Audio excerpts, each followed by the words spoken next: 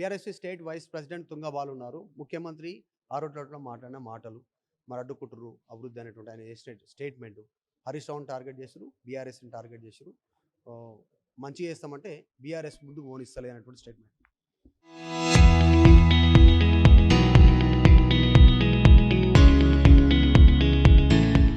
ఈరోజు మీరే చూస్తారు, రాష్ట్ర ముఖ్యమంత్రిగా విద్యాశాఖ మంత్రిగా స్కూల్లోకి వెళ్ళి ఆరోట్ల స్కూల్కి సంబంధించినటువంటి బ్రేక్ఫాస్ట్లో ఆయన అక్కడ మాట్లాడినటువంటి ఒక ముఖ్యమంత్రి విద్యాశాఖ మంత్రి హోదాలో ఏం మాట్లాడాలి, విద్యార్థులకు విద్యా బోధనకు సంబంధించింది మాట్లాడే.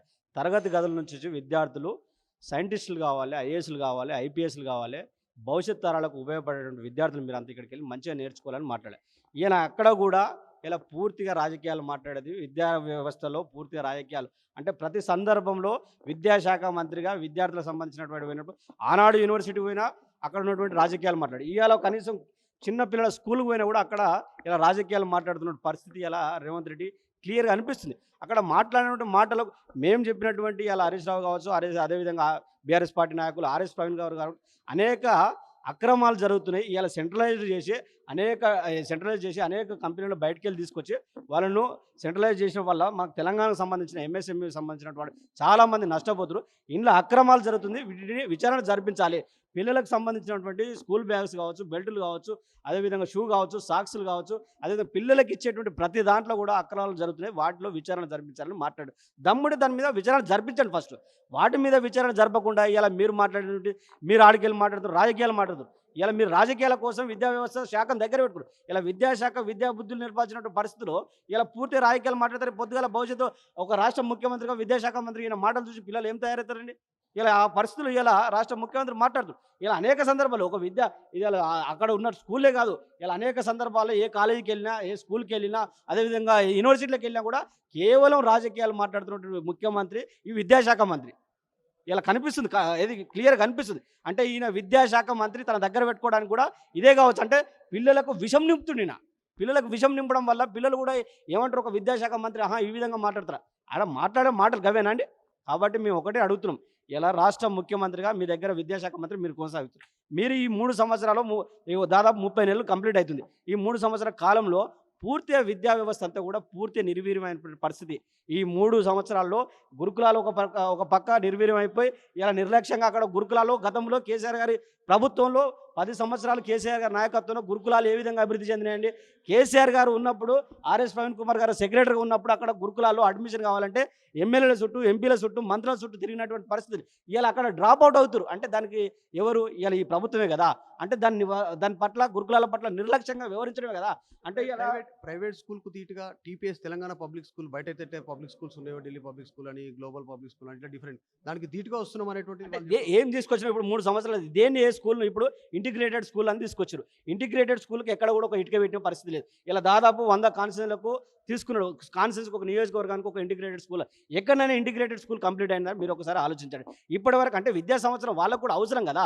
ఇలా ఉన్న స్కూళ్లను కథం పట్టేసే ప్రయత్నం, గురుకులాలను ఒకవైపు పూర్తిగా విచ్ఛిన్నం చేసి ఇంటిగ్రేటెడ్ స్కూల్ అని తీసుకొచ్చి ఇక్కడ ఉన్నటువంటి ప్రభుత్వం సంబంధించినటువంటి ఏది జెడ్పీ స్కూల్స్ కాబట్టి, యూపీఎస్ స్కూల్స్ కాబట్టి వాటిని కూడా ఒకవైపు విచ్ఛిన్నం చేస్తున్నటువంటి అంటే పేద విద్యార్థులు పూర్తిగా విద్యకు దూరమయ్యే పరిస్థితి అదొక కుట్ర జరుగుతుంది. అదేవిధంగా కార్పొరేట్ సెక్టార్లకు పూర్తిగా అండగా ఉండడానికి కనిపిస్తుంది. ఇలా క్లియర్గా కార్పొరేట్ కొమ్ము కాస్తున్నటువంటి ఇలా ముఖ్యమంత్రిగా విద్యాశాఖ మంత్రిగా రేవంత్ రెడ్డి కనిపిస్తున్నాడు. ఇలా అంటే ఇలా పూర్తిగా నిర్లక్ష్యం చేయడం వల్లనే కదా ఇంటిగ్రేటెడ్ స్కూల్ అని చెప్పేసి ఇలా అంత పెద్ద స్థాయిలో ఒక 200 కోట్లతో నిర్మిస్తున్నావు. ఎక్కడైనా ఏ స్కూల్ అయినా ఇప్పటివరకు ఓపెన్ చేసినావా? నువ్వు చేయాలి కదా.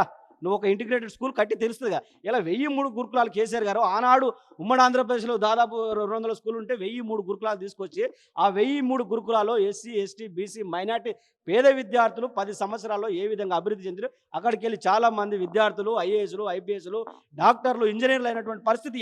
ఇలా అటువంటి స్కూళ్ళని ఇలా పూర్తిగా నిర్లక్ష్యం చేయడం వల్ల ఇది కేసీఆర్కి పేరు వస్తుందని చెప్పి పూర్తిగా నిర్లక్ష్యం చేయడం వల్ల అక్కడ ఉన్న పూర్తి ఏంది, అక్కడ చాలామంది విద్యార్థులు డ్రాప్ అవుతారు. ఎందుకు? చాలామంది విద్యార్థులు దాదాపు ఈ 30 నెలల్లో దాదాపు 120 మంది చనిపోయినటువంటి పరిస్థితి. ఏది అక్కడ ఉన్నటువంటి పరిస్థితులు అక్కడ అంటే అక్కడ కనీసం మౌలిక వసతులు లేకపోవడం వల్ల చాలామంది నష్టపోయినటువంటి పరిస్థితి. కాబట్టి అటువంటి పరిస్థితులు ఇలా నిర్లక్ష్యం చేయబట్టికే వాడు తల్లిదండ్రుల మీద భారం మోపి ఏం చేస్తాడు, ప్రైవేట్ స్కూళ్ళకి జాయిన్ అయ్యేటువంటి పరిస్థితి. ఇలా ప్రైవేట్ స్కూళ్ళకి జాయిన్ అవుతుంటే ఏంది, తల్లిదండ్రుల మీద భారం పడుతుంది. అంటే తల్లిదండ్రులు కట్టలేని పరిస్థితిలో, ఫీజులు కట్టలేని పరిస్థితిలో ఉన్నటువంటి భూమి అమ్ముకోవడం లేకపోతే పుస్తక మంటలను కుదబెట్టా పైసలు తెచ్చి కార్పొరేట్ స్కూలా అంటే కార్పొరేట్ స్కూల్ డబ్బులు ఎవరికి వస్తున్నాయి మళ్ళీ అదో రకంగా మళ్ళీ రేవంత్ రెడ్డికి అప్పచెప్తారు. అప్పనంగా రేవంత్ రెడ్డికి అప్పచెప్పడం వల్ల ఢిల్లీకి మళ్ళీ మూటలు మోసే పరిస్థితి. అంటే పేద విద్యార్థులకు సంబంధించినటువంటి విద్య పూర్తిగా నిర్లక్ష్యం చేసి విద్యకు దూరం చేసే కుట్ర జరుగుతుంది ఇలా.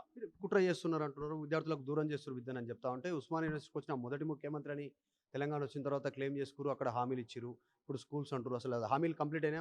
ఎక్కడైనా ఇప్పుడు అదే ఉస్మానియా యూనివర్సిటీగా మొన్న అదే యూనివర్సిటీకి వెళ్ళి అదే ఆర్ట్స్ కాలేజ్ ప్రిన్సిపాల్గా ఉన్నటువంటి ఒక ప్రొఫెసర్ గారు మాట్లాడారు. అదే ప్రొఫెసర్ గారు మళ్ళీ మాట్లాడారు, ఇప్పటి వరకు కనీసం కాగితాల మీద జీవోలు రిలీజ్ అయినా కానీ రూపాయి కూడా రాలేదని చెప్పి మాట్లాడినటువంటి పరిస్థితి.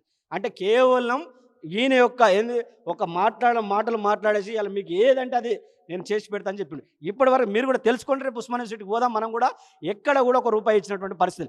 2 సార్లు వచ్చిన యూనివర్సిటీ కేవలం ఆయన ఉపదంపుడు ఉపన్యాసాలు ఇచ్చుకోవడానికి, రాజకీయ వేదిక కోసం వాడుకోవడానికి ఆర్ట్స్ కాలేజ్ వేదిక ఒక రోజు వాడుకుని ఇంకొక రోజు ఠాగూర్ రెడ్డిని వాడుకొని కేవలం రాజకీయాల కోసం మాట్లాడినటువంటి రేవంత్ రెడ్డి ఒక విద్యాశాఖ మంత్రిగా వచ్చిండు. అదే అక్కడ ఉన్నటువంటి అధికారులు ఇలా మాట్లాడుతున్నారు, కేవలము జీవోలకు పరిమితమైనటువంటి నాయకుడు ముఖ్యమంత్రి. కానీ ఇప్పటి వరకు కూడా యూనివర్సిటీలకు ఎక్కడ కూడా బడ్జెట్ కేటాయించిన పరిస్థితి లేదు.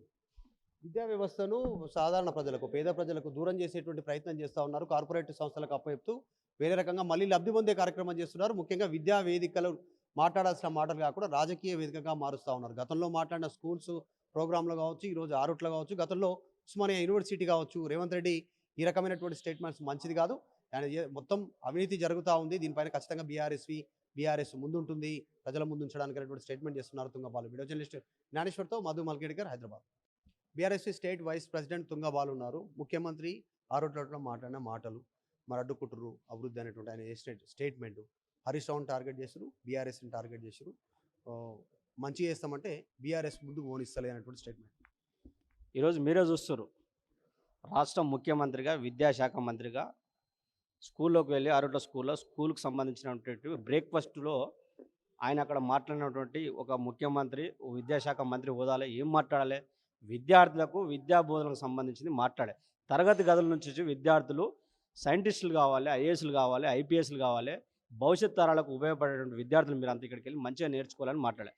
ఈయన అక్కడ కూడా ఇలా పూర్తిగా రాజకీయాలు మాట్లాడేది, విద్యా వ్యవస్థలో పూర్తిగా రాజకీయాలు అంటే ప్రతి సందర్భంలో విద్యాశాఖ మంత్రిగా విద్యార్థులకు సంబంధించినటువంటి పోయినప్పుడు ఆనాడు యూనివర్సిటీ పోయినా అక్కడ ఉన్నటువంటి రాజకీయాలు మాట్లాడు, ఇవాళ కనీసం చిన్నపిల్లల స్కూల్కి పోయినా కూడా అక్కడ ఇలా రాజకీయాలు మాట్లాడుతున్న పరిస్థితి ఇలా రేవంత్ రెడ్డి క్లియర్గా అనిపిస్తుంది. అక్కడ మాట్లాడినటువంటి మాటలు మేము చెప్పినటువంటి ఇలా హరీష్ రావు కావచ్చు, అదేవిధంగా బీఆర్ఎస్ పార్టీ నాయకులు ఆర్ఎస్ ప్రవీణ్ గారు కావచ్చు, అనేక అక్రమాలు జరుగుతున్నాయి. ఇలా సెంట్రలైజ్ చేసి అనేక కంపెనీలు బయటికి వెళ్ళి తీసుకొచ్చి వాళ్ళను సెంట్రలైజ్ చేసిన వల్ల మాకు తెలంగాణకు సంబంధించిన ఎంఎస్ఎంఈకి సంబంధించినటువంటి చాలామంది నష్టపోతున్నారు. ఇందులో అక్రమాలు జరుగుతుంది, వీటిని విచారణ జరిపించాలి. పిల్లలకు సంబంధించినటువంటి స్కూల్ బ్యాగ్స్ కావచ్చు, బెల్టులు కావచ్చు, అదేవిధంగా షూ కావచ్చు, సాక్సులు కావచ్చు, అదేవిధంగా పిల్లలకి ఇచ్చేటువంటి ప్రతి దాంట్లో కూడా అక్రమాలు జరుగుతున్నాయి, వాటిలో విచారణ జరిపించాలని మాట్లాడు. దాని మీద విచారణ జరిపించండి ఫస్ట్. వాటి మీద విచారణ జరపకుండా ఇలా మీరు మాట్లాడినటువంటి మీరు ఆడికెళ్ళి మాట్లాడుతారు, రాజకీయాలు మాట్లాడుతారు. ఇలా మీరు రాజకీయాల కోసం విద్యా వ్యవస్థ శాఖను దగ్గర పెట్టుకోరు. ఇలా విద్యాశాఖ విద్యా బుద్ధులు నేర్పాల్సినటువంటి పరిస్థితుల్లో ఇలా పూర్తి రాజకీయాలు మాట్లాడతారు. పొద్దుగల భవిష్యత్తు ఒక రాష్ట్ర ముఖ్యమంత్రిగా విద్యాశాఖ మంత్రి ఈయన మాటలు చూసి పిల్లలు ఏం తయారవుతారండి? ఇలా ఆ పరిస్థితులు ఇలా రాష్ట్ర ముఖ్యమంత్రి మాట్లాడుతారు. ఇలా అనేక సందర్భాలు ఒక ఇలా అక్కడ ఉన్న స్కూల్లే కాదు, ఇలా అనేక సందర్భాల్లో ఏ కాలేజీకి వెళ్ళినా, ఏ స్కూల్కి వెళ్ళినా, అదేవిధంగా యూనివర్సిటీలకు వెళ్ళినా కూడా కేవలం రాజకీయాలు మాట్లాడుతున్నటువంటి ముఖ్యమంత్రి ఈ విద్యాశాఖ మంత్రి ఇలా కనిపిస్తుంది.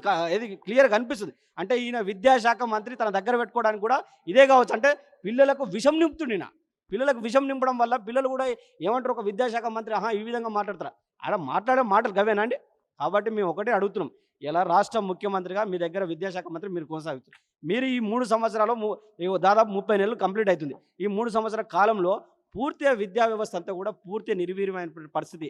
ఈ 3 సంవత్సరాల్లో గురుకులాలు ఒక పక్క నిర్వీర్యం అయిపోయి ఇలా నిర్లక్ష్యంగా అక్కడ గురుకులాలు గతంలో కేసీఆర్ గారి ప్రభుత్వంలో 10 సంవత్సరాలు కేసీఆర్ గారి నాయకత్వంలో గురుకులాలు ఏ విధంగా అభివృద్ధి చెందినాయండి? కేసీఆర్ గారు ఉన్నప్పుడు ఆర్ఎస్ ప్రవీణ్ కుమార్ గారు సెక్రటరీగా ఉన్నప్పుడు అక్కడ గురుకులాల్లో అడ్మిషన్ కావాలంటే ఎమ్మెల్యేల చుట్టూ, ఎంపీల చుట్టూ, మంత్రుల చుట్టూ తిరిగినటువంటి పరిస్థితులు. ఇలా అక్కడ డ్రాప్ అవుట్ అవుతారు. అంటే దానికి ఎవరు? ఇలా ఈ ప్రభుత్వమే కదా. అంటే దాని పట్ల గురుకులాల పట్ల నిర్లక్ష్యంగా వ్యవహరించడమే కదా. అంటే ప్రైవేట్ స్కూల్కు తీటుగా టీపీఎస్ తెలంగాణ పబ్లిక్ స్కూల్, బయట అయితే పబ్లిక్ స్కూల్స్ ఉండేవి, ఢిల్లీ పబ్లిక్ స్కూల్ అని, గ్లోబల్ పబ్లిక్ స్కూల్ అని, ఇట్లా డిఫరెంట్, దానికి తీటుగా వస్తున్నాం అనేటువంటి ఏం తీసుకొచ్చినా ఇప్పుడు 3 సంవత్సరాలు దేన్ని ఏ స్కూల్ను ఇప్పుడు ఇంటిగ్రేటెడ్ స్కూల్ అని తీసుకొచ్చారు. ఇంటిగ్రేటెడ్ స్కూల్కి ఎక్కడ కూడా ఒక ఇటుక పెట్టిన పరిస్థితి లేదు. ఇలా దాదాపు 100 కాన్స్టిట్యూన్సీలకు తీసుకున్నాడు. కాన్సెన్స్కి ఒక నియోజకవర్గానికి ఒక ఇంటిగ్రేటెడ్ స్కూల్. ఎక్కడైనా ఇంటిగ్రేటెడ్ స్కూల్ కంప్లీట్ అయిందని మీరు ఒకసారి ఆలోచించండి. ఇప్పటివరకు అంటే విద్యా సంవత్సరం వాళ్ళకు కూడా అవసరం కదా. ఇలా ఉన్న స్కూళ్ళను కథం పట్టేసే ప్రయత్నం, గురుకులాలను ఒకవైపు పూర్తిగా విచ్ఛిన్నం చేసి ఇంటిగ్రేటెడ్ స్కూల్ అని తీసుకొచ్చి ఇక్కడ ఉన్నటువంటి ప్రభుత్వం సంబంధించినటువంటి ఏది జెడ్పీ స్కూల్స్ కాబట్టి యూపీఎస్ స్కూల్స్ కాబట్టి వాటిని కూడా ఒకవైపు ఏది విచ్ఛిన్నం చేస్తున్నటువంటి అంటే పేద విద్యార్థులు పూర్తిగా విద్యకు దూరమయ్యే పరిస్థితి అదొక కుట్ర జరుగుతుంది. అదేవిధంగా కార్పొరేట్ సెక్టార్లకు పూర్తిగా అండగా ఉండడానికి కనిపిస్తుంది ఇలా క్లియర్గా. కార్పొరేట్ కొమ్ము కాస్తున్నటువంటి ఇలా ముఖ్యమంత్రిగా విద్యాశాఖ మంత్రిగా రేవంత్ రెడ్డి కనిపిస్తున్నాడు ఇలా. అంటే ఇలా పూర్తిగా నిర్లక్ష్యం చేయడం వల్లనే కదా ఇంటిగ్రేటెడ్ స్కూల్ అని చెప్పేసి ఇలా అంత పెద్ద స్థాయిలో ఒక 200 కోట్లతో నిర్మిస్తున్నావు. ఎక్కడైనా ఏ స్కూల్ అయినా ఇప్పటివరకు ఓపెన్ చేసినావా? నువ్వు చేయాలి కదా. నువ్వు ఒక ఇంటిగ్రేటెడ్ స్కూల్ కట్టి తెలుస్తుందిగా. ఇలా 1003 గురుకులాలు కేసీఆర్ గారు ఆనాడు ఉమ్మడి ఆంధ్రప్రదేశ్లో దాదాపు 200 స్కూల్ ఉంటే 1003 గురుకులాలు తీసుకొచ్చి ఆ 1003 గురుకులాల్లో ఎస్సీ, ఎస్టీ, బీసీ, మైనార్టీ పేద విద్యార్థులు 10 సంవత్సరాల్లో ఏ విధంగా అభివృద్ధి చెందిరు. అక్కడికి వెళ్ళి చాలామంది విద్యార్థులు ఐఏఎస్లు, ఐపీఎస్లు, డాక్టర్లు, ఇంజనీర్లు అయినటువంటి పరిస్థితి ఇలా అటువంటి స్కూళ్ళని ఇలా పూర్తిగా నిర్లక్ష్యం చేయడం వల్ల ఇది కేసీఆర్కి పేరు వస్తుందని చెప్పి పూర్తిగా నిర్లక్ష్యం చేయడం వల్ల అక్కడ ఉన్న పూర్తి ఏంది అక్కడ చాలామంది విద్యార్థులు డ్రాప్ అవుతారు. ఎందుకు చాలామంది విద్యార్థులు దాదాపు ఈ 30 నెలల్లో దాదాపు 120 మంది చనిపోయినటువంటి పరిస్థితి. ఏది అక్కడ ఉన్నటువంటి పరిస్థితులు అక్కడ అంటే అక్కడ కనీసం మౌలిక వసతులు లేకపోవడం వల్ల చాలామంది నష్టపోయినటువంటి పరిస్థితి.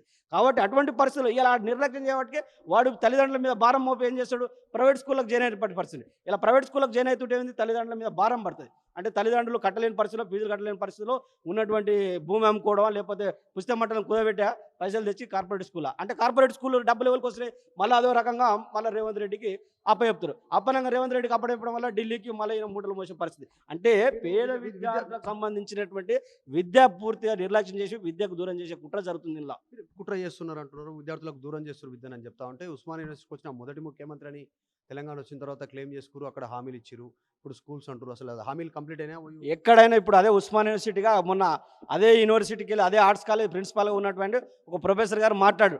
అదే ప్రొఫెసర్ గారు మళ్ళీ మాట్లాడు. ఇప్పటి వరకు కనీసం కాగితాల మీద జీవోలు రిలీజ్ అయినా కానీ రూపాయి కూడా రాలేదని చెప్పి మాట్లాడినటువంటి పరిస్థితి. అంటే కేవలం ఈయన యొక్క ఏంది ఒక మాటలు మాట్లాడేసి ఇలా మీకు ఏదంటే అది నేను చేసి పెడతా అని చెప్పిండు. ఇప్పటి వరకు మీరు కూడా తెలుసుకోండి. రేపు ఉస్మానియా యూనివర్సిటీకి పోదాం మనం కూడా. ఎక్కడ కూడా ఒక రూపాయి ఇచ్చినటువంటి పరిస్థితి. 2 సార్లు వచ్చిన యూనివర్సిటీ కేవలం ఆయన ఉపదంపుడు ఉపన్యాసాలు ఇచ్చుకోవడానికి రాజకీయ వేదిక కోసం వాడుకోవడానికి ఆర్ట్స్ కాలేజ్ వేదిక ఒకరోజు వాడుకుని ఇంకొక రోజు ఠాగూర్ ఆడిటోరియం వాడుకొని కేవలం రాజకీయాల కోసం మాట్లాడినటువంటి రేవంత్ రెడ్డి ఒక విద్యాశాఖ మంత్రిగా వచ్చుడు.